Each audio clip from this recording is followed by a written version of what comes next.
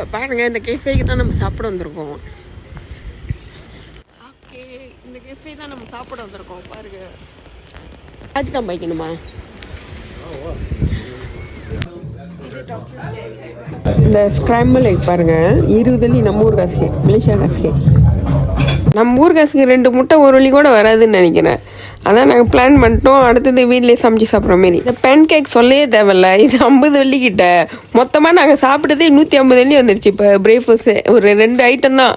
Actually நாங்கள் இங்கே பிரிஸ்டாலுக்கு வந்த ஒரு முக்கியமான காரணமே எங்களோட டாக்டரை வந்து இங்கே யூனிவர்சிட்டி ஆஃப் வெஸ்ட் இங்கிலாந்து UWEயில் வந்து அது சேர்க்கறதுக்காக வந்தோம். ஸோ அவங்களுக்கு கிளாஸ் ஏற்கனவே ஒரு வாரமாச்சு ஆரம்பிச்சு. நாளைக்கு தான் அவங்கள போய் ரிஜிஸ்டர் பண்ண போகிறோம்.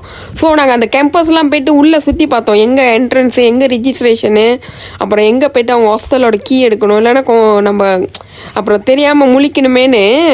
ஸோ சுத்தமாகவே என்னால் கையை வெளியே எடுத்து ஷூட் கூட பண்ண முடியல, குளிர் தாங்க முடியல.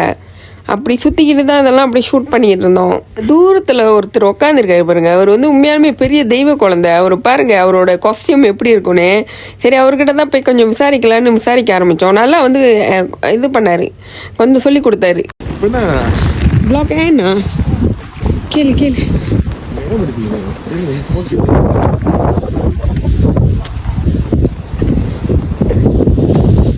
வந்து தெய்வ குழந்தை நம்ம பாருங்க, இத்தனை ஜாக்கெட் போட்டு குளிர் தாங்கல, அவன் சப்பாத்தி கூட போடல.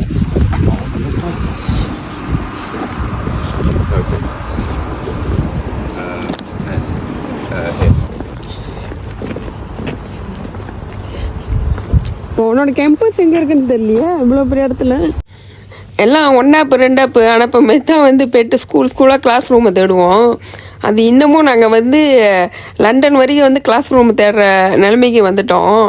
ஒரு பாதுகாப்பு தான், ஒரு பயம்தான், கரெக்டாக போகிறாங்களா இல்லையான்னு. அதுக்காக தான் அங்கே வந்து இது பண்ணிக்கிட்டு இருந்தோம். ஏதோ குத்து மதிப்பாக நாங்கள் பார்த்து வச்சுட்டோம். நாளைக்கு திருப்பி அங்கே போவோம். நான் முடிஞ்ச அளவுக்கு நல்லா ஷூட் பண்ண பார்க்குறேன். கை கால்லாம் ஆடுது, ஷூட் பண்ண முடியல. ஸோ இது வந்து அவங்களோட ஹாஸ்டல் வந்து அங்கேருந்து ஒரு 10 நிமிஷம். ஸோ அந்த ஹாஸ்டல்லையும் போய் பார்க்கல, ஏன்னா எல்லாத்தையும் பார்த்து வச்சுட்டா ஈஸியாக இருக்கும். ஸோ அதை பார்க்கும்போதே ஒரு சிட்டிலாம் ஒரு ரவுண்ட் பண்ணிவிட்டு அப்படியே சுற்றி பண்ணி அங்கே நான் பார்த்த வரைக்கும் அங்கே இருக்கிற பில்டிங் எல்லாமே வந்து 90% அந்த காலத்து பில்டிங்கை வந்து அப்படியே மெயின்டைன் பண்ணுறாங்க. அதை தான் வச்சு ரெஸ்டாரண்ட், மாலு, அது இதுன்னு இது பண்ணிக்கிட்டு இருக்காங்க. ஓகே, இதுதான் அவங்களோட கேம்பஸு. ஆனால் சூப்பராக இருந்துச்சு, நல்லா க்ரீனரியாக இருந்துச்சு அந்த கேம்பஸு. அதையும் ஒரு ரவுண்ட் சுற்றி பார்த்துட்டோம். ஸோ எது எங்கெங்கே இருக்குன்னு எங்களுக்கு போய் கூட தெரிஞ்சிருச்சு. ஸோ நாளைக்கு நாங்கள் வந்து காடி எடுத்துகிட்டு போயிட்டு தேடி போவோம், கொஞ்சம் வசதியாக இருக்கும். அதனால தான் இது வந்து கரெக்டாக பார்த்து வச்சுக்கிட்டோம். அந்த பில்டிங்லாம் பாருங்கள், நீங்கள் எங்கே பார்த்தாலும் எல்லாம் அதே கலரில் தான் இருக்குது, ஒரே கலரில் தான். ஸோ இது தான், ஏன்னா எல்லாம் பழைய பில்டிங்னு நல்லா தெரியுது, அதை அழகாக மெயின்டைன் பண்ணுறாங்க. அவனை யார் போலீஸாங்க? இன்னும் ஒரு வாரம் இங்கே தான் இருப்போம். நான் ஃபுல்லாக இறங்கி அழகாக ஷூட் பண்ணி உங்களுக்கு காட்டுறேன். சிட்டி சென்டர், ஹார்பர்லாம் ரொம்ப இருக்குது. நான் அப்புறம் அனுப்புகிறேன் உங்களுக்கு. ஓகே, நான் இருக்கிற வீட்டை காட்டுறேன் பாருங்கள். இது கிச்சன், ஒரு அப்பார்ட்மெண்ட் மாதிரி எடுத்தோம். இது படுக்கிற ரூமு, இது பாத்ரூம், இது துணி துவைக்கிறது, இது ஹால்.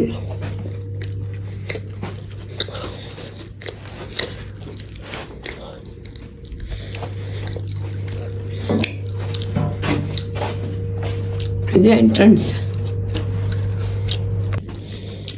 இது என்னன்னு பார்த்தீங்களா, இது ஹீட்டர் நினைக்கிறேன், குளிர் எடுக்காமல் இருக்குது. இருக்கு.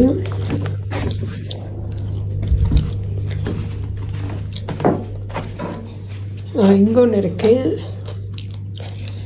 இதுதான் நம்ம உயிரை காப்பாற்ற போகுது. நம்ம ஊர் டைம் வந்து 7 மணி 7:30 மணி இருக்கும்னு நினைக்கிறேன். நான் இப்போ உடுப்பு போட்டு நேற்று போட்டது இங்கே வந்தோடனே குளிச்சிடணுன்ற ஒரு குறிக்கோளோடய வந்தேங்க. வந்து குளிர் தாங்க முடியாமல் என்னோடய ஸ்டாக்கின்னு கூட கழட்டாமல் அப்படியே படுத்துருக்கேன், என்னடா பண்ணுறதுன்னு தெரியாமல். இதுதான் என் நிலைமையாக இருக்குது. இதோட ரூம் விட்டே வெளியாகக்கூடாதுன்னு நினச்சேன். இப்போயே கூப்பிட்டுட்டு இருக்காங்க கடைக்கு போவோம். முதையே விரைச்சி போகிற மாதிரி இருந்துச்சு 12 மணிக்கு. இப்போ 2-3 மணிக்கெல்லாம் என்ன நிலைமையாக போகுதுன்னு தெரியலையே. இன்னொருவன் என்ன வந்து